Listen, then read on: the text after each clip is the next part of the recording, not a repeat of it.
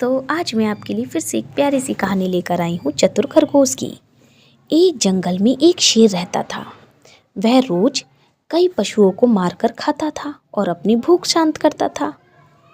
इससे सभी जानवर बहुत दुखी रहते थे। सभी जानवर इतने परेशान थे कि उन्होंने एक बार इस पर विचार करने की सोची।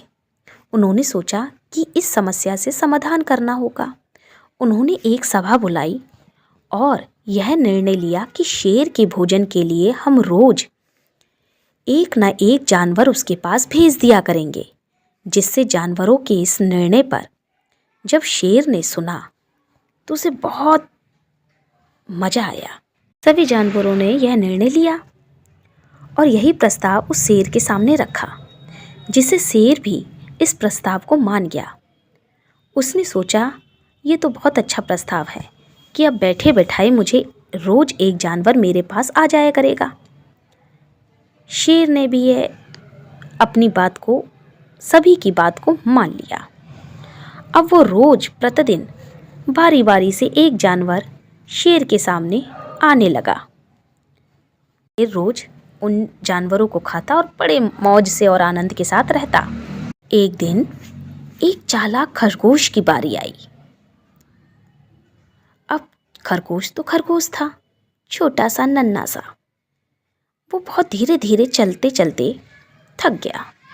थक कर वो बैठ गया और जैसे ही वो बैठा उसे नींद आ गई।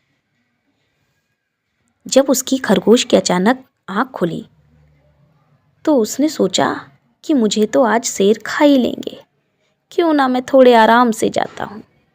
इसलिए वो आराम से धीरे धीरे शेर के पास पहुँच गया। शेर ने पूछा कि तुम बहुत देर से आए हो, ये बताओ तुम्हें इतनी देर से क्यों आए। खरगोश ने बताया, महाराज रास्ते में मुझे एक दूसरा शेर मिला था। उसने कहा मैं इस जंगल का राजा हूँ। खरगोश की बात सुनकर शेर बहुत तेजी से दौड़ा। क्या